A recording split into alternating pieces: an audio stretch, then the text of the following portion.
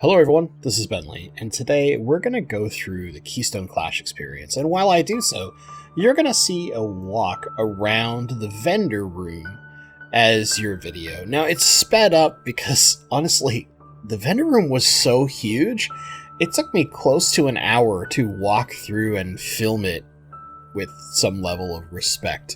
So, I have this sped up. There might be a few places where we slow down.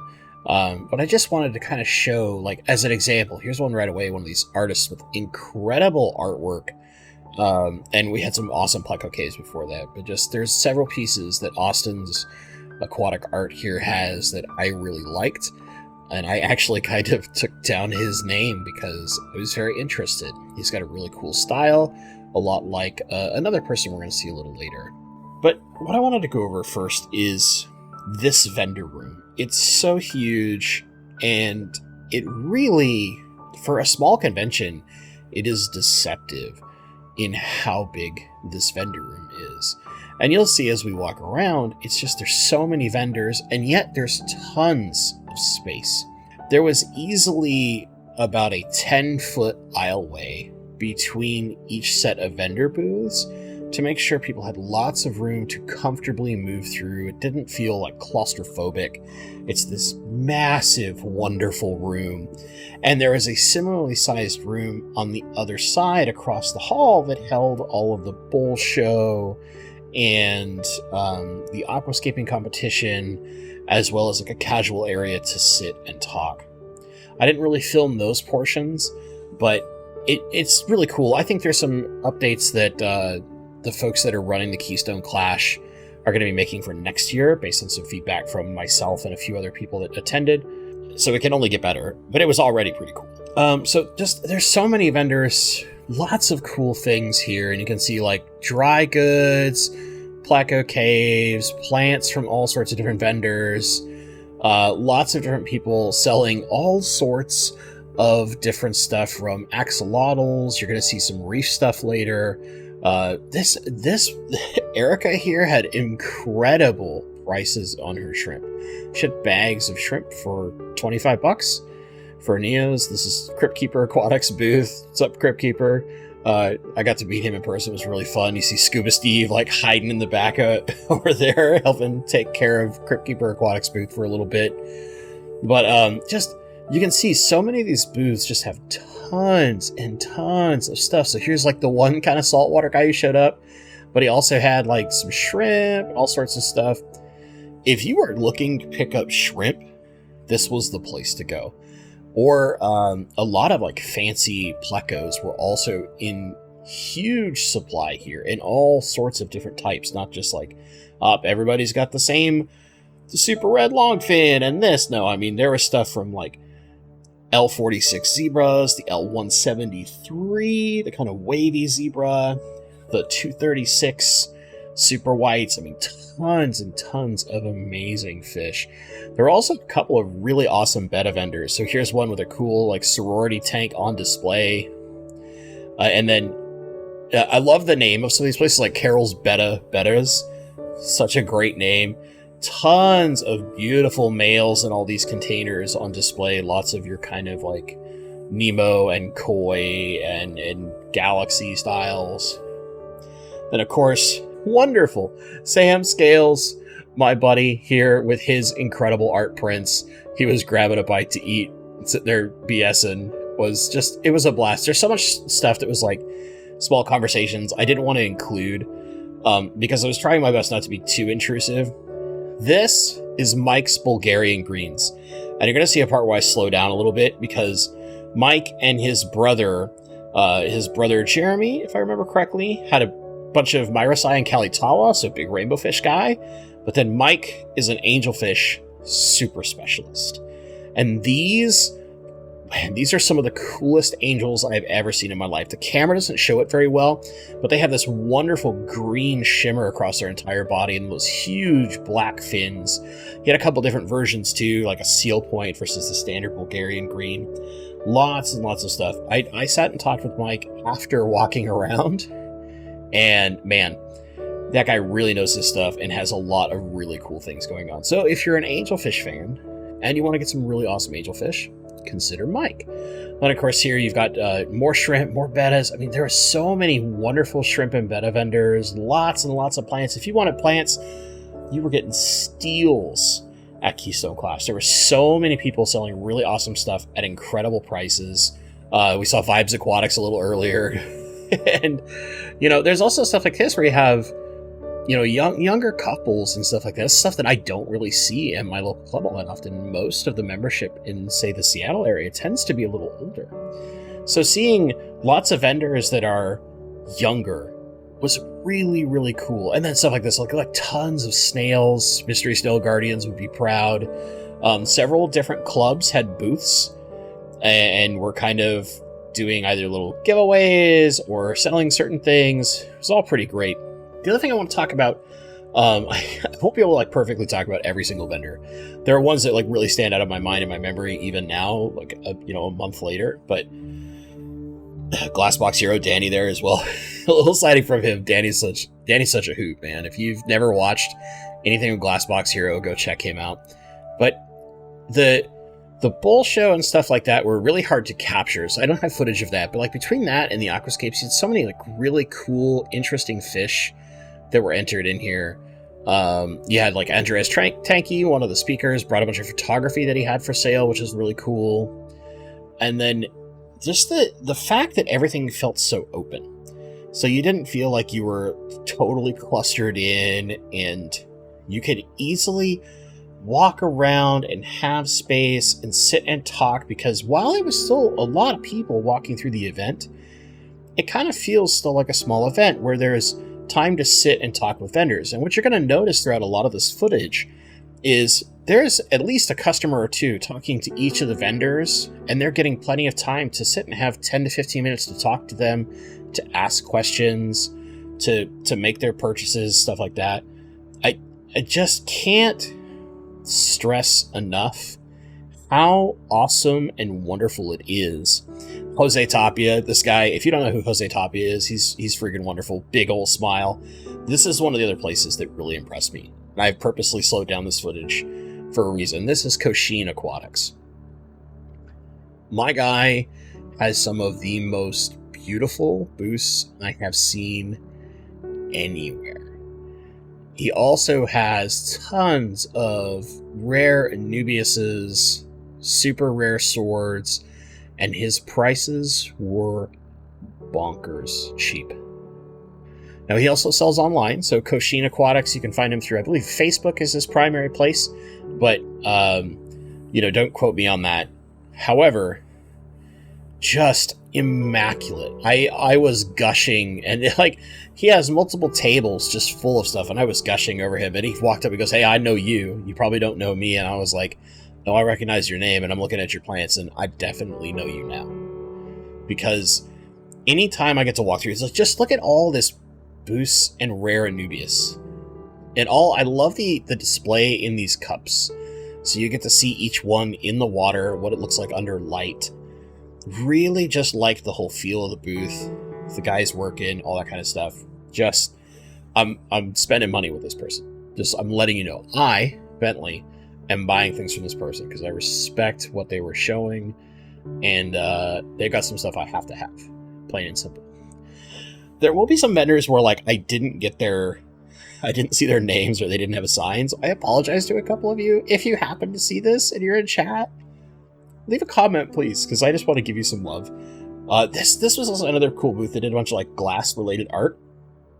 It's all fish-themed. You could build little charm bracelets and buy earrings, and they have this cool kind of recycled glass art that was just really, really neat. It'd be really cool stuff for someone to have in their fish room. They even had glass caves, so you could kind of do it some of the sea glass and stuff like that turned into pleco caves and stuff like that, and done very safely, so there's no jagged edges. Just really cool. This is another booth that I really liked, which is JD Aquatics. My guy here had some incredible apistos, and you got to think about this, right? A lot of people didn't bring heaters for all these small tanks, and plus power was not necessarily easy to get in mass, so they had to crank the temperature of the room to 80 degrees, like you would in a normal fish room, to get all the water up to temp. So, of course, for the first day, a lot of the fish were pissed off. But you look at these apistos, and they are lit up. Every apisto at this booth, every dwarf cichlid looked good. And again, I'm going to say this a lot, but the prices were super good deals. Right here is where Greg Jones was, but he was off on a short break. I think he was grabbing lunch. I came back and talked to Greg for quite a lot later, and we hung out quite a lot. But he's a part of the Northeastern Council Aquarium Society and was running a booth for them, selling all sorts of cool botanicals and stuff like that at really good prices, of course. This here is Super Cichlids. I gushed in a live stream about this store, but this store is awesome. I sat and talked to the two owners for a while. They're just really cool people.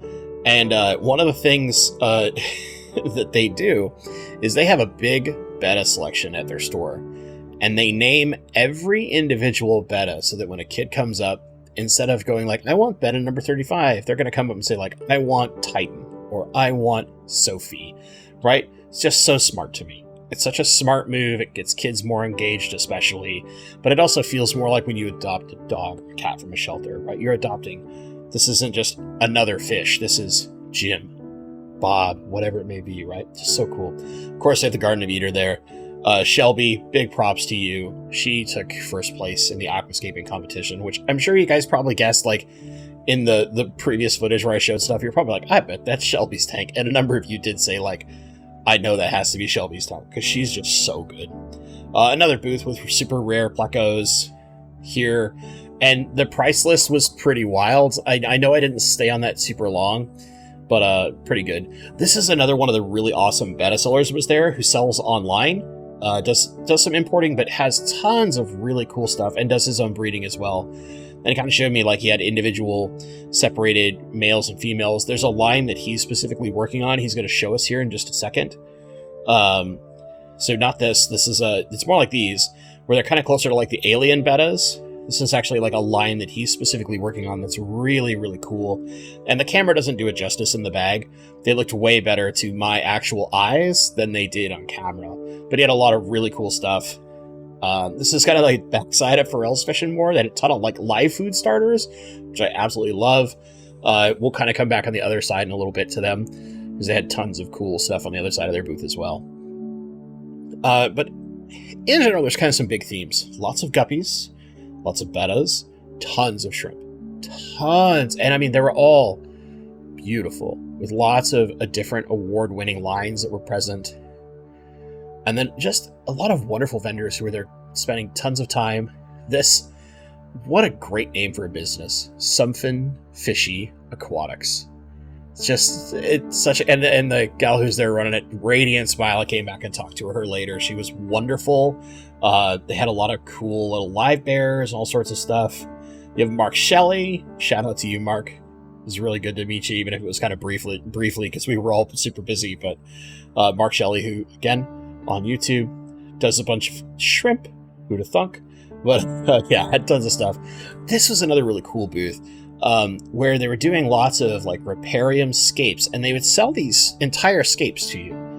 This is the Nocturnal Aquarist, and you could buy these things pre-done, prefab, loaded with everything in them, including the wildlife, and they do other kind of like commission work too. So if you happen to be up in that like Pennsylvania area, the Northeast area, if you've ever thought about getting into this might be the easy way to do it. You can get someone who can literally build stuff for you and give you kind of a design aesthetic that you want in a system that's going to be ready to go. It's literally plug and play. You just take it home, plug it in, you're good to go.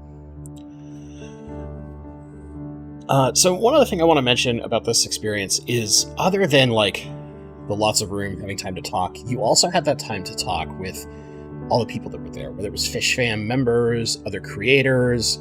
Not to say that we aren't Fish Fam members, but you know what I'm saying, like folks who you see in chats all the time versus the dum-dums like me on the internet who like having their face on the camera. There's just tons of time to sit and talk and relax and enjoy things together. And I cannot tell you the number of times where like I would sit down and be like, oh, hey, did you see this person? I was like, yeah, I did. Did you see this over here? And right, we're all enjoying our time. I wet my plants. Another fantastic name. I was laughing on camera when I saw their sign, just because it's such a funny name. There are so many people with just genius names in this place. It was really awesome. But yeah, just tons. Again, another person had a ton of beautiful booths for sale. I can't describe enough how wonderful that feeling is, and I think it's something you can't necessarily get at the super big like Aquashellas. And I know, Jason from Primetime Aquatics, if you watch this, you're going to give me some grief, but I think it just comes down to the fact that because this is not as densely attended, right? We're not talking like 4,000 or 5,000 people showing up. There is time to sit down and talk, whether it's to vendors, to the YouTubers, just to your friends that you don't get to see that often, but you see all the time digitally, whatever that may be, right?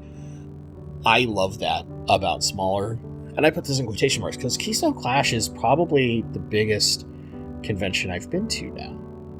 And yet, it's a quote, smaller, unquote, show. So the experience is wonderful. It's just something where you can kick back, you can relax, you can bounce around to things. There was this fantastic auction that had, I think they had something like 600 lots for sale if you wanted to join in on the auction. This massive vendor room even had some plastic plants. Like, how cool is that, right? And you're going to see like the cutest little parrot cichlid in about a second. Look at this guy. Look at him. I came back and played with him later. It's so interactive. Or just this with in general, like the pothos everywhere. Kind of looks more like you would if you did a kind of semi-natural fish room at home. I loved how each vendor kind of had their own approach and did something different and interesting, or carried something different and interesting. That even though you might have, say, 6 people doing shrimp, each one had something a little different about their booth. Here's the Fish Fam Link booth. Jenna P and Rico Stan hanging out. Jenna P was having people do drawings for their fish drawing guessing game. I drew a really, really horrible one because I am not an artist, but it was fun. But yeah, I can't gush enough about how wonderful this experience was, especially from a social perspective. If you want to go and just nerd out and talk fish with people you've never met, people you've only seen on the internet, random vendors who were selling all sorts of wonderful stuff. These were some of the healthiest neon tetras I've ever seen in my life, and they were at an extremely good price from Saburai Aquatics. Sabu's a really awesome dude who's super fun to talk to. Had long fin snow white plecos too, at a really good deal compared to what I've seen them. Just so many things like that constantly. Great deals, fun people, chill environment, and yet the convention is pretty huge. Because they have so much space, you don't feel cramped. And I think that's one of the most wonderful things. So look at all these cardinal tetras just chilling out. It's such a fun experience. So should you go to the Keystone Clash? I think so. I think if you have an ability to go there, you need to do it at least once. Because unlike the super big conventions, it's a little more chill. It's a little more relaxed. So you get to really enjoy and soak up the experience a little better.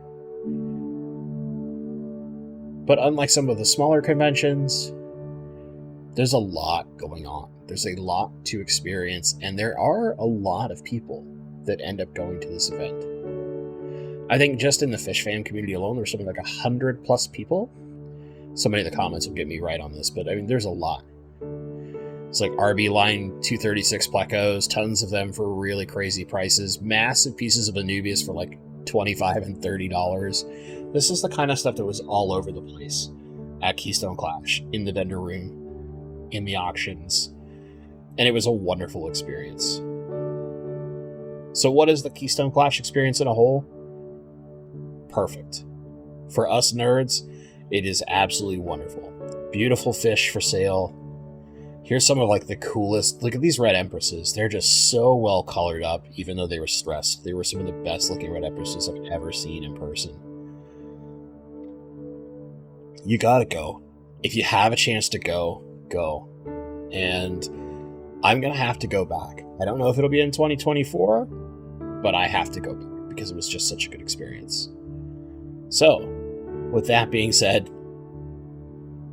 multiple tank syndrome is contagious. And now that we've shown Lily ichthyology, we've got one more thing to do. What did you think? Now, we mentioned, speaking of Lily ichthyology, we have 2 more pins to give away. And I'm going to tell you how to enter. So as you recall, we had the pin in the last 2 videos. The winners have been drawn, or sorry, in the first video and the last video, I did not give away a pin in the Rainbow Fish Talk. I gave one in Finding Balance. Is still open, so if you go back, you can find out how to enter it on that one. But for this, I want you to see the 2 that are available. Whoop. My finger out of the way. You've got this beautiful Melanitania Kalitawa on bottom, and then this incredible Pseudomagil Melis, aka the Honey Blue Eye. These things, they are nice. So nice. So, with that being said, here's how you enter. Leave a comment down below. Include #Clash. And tell me what your favorite part of my experience at the Clash was. Is there a particular vendor you saw? Is it the talks? Is it just the fact of how much I'm gushing over and over again about the atmosphere and how much I really enjoyed my time out there? Let me know in the comments down below. Make sure you like the video. And a reminder to the winners, I will ship these pins anywhere in the world. Free of charge. No purchases, no nothing. I pay for shipping, all that kind of stuff. I will respond to you in your comment if you won by November the 24th. So that means we're going to have this drawing go all the way through the end of Thanksgiving. I know it's a United States holiday, but the 23rd, so end of day on the 23rd. And then I will go back and draw names through a random comment picker website and give them to you. If you specifically want one or the other, the first winner gets their choice. But if you comment specifically, I want the Kalitawa, I want the Melis, and I draw your name, I'm probably going to default it to you that way to make it easy. However, it's first come, first serve, technically. So you'll get a chance to win one of these 2 beautiful pins. We've already had the other 2 pins jars be done. I'm just waiting for them to respond. So if you entered in the very first video, the interview with Lily Ichthyology, go back and check your comment, because if you received a reply from me telling you to email me, it is the only way that I am going to respond. No Telegram, no WhatsApp, no none of that scammy nonsense. You'll be emailing me directly. That's bentley.pasco@gmail.com. Go back, check your comments, because I need to get your address so I can ship these to you. The one for Finding Balance is still open, not very long, so make sure you go in and enter, and again, #Clash for these. I can't thank the folks at the Clash enough for the experience. I had an absolute blast. I'm going to probably have to go back again. Maybe not next year, but next year's speaker lineup is already posted. This is how ahead of the curve they are. They already have their speakers lined up, and the list looks pretty amazing. So if you're interested in going to Clash, maybe next year's the one to go to. As always, my friends, thank you so much for watching, and stay awesome. Look at these things, they're so cool.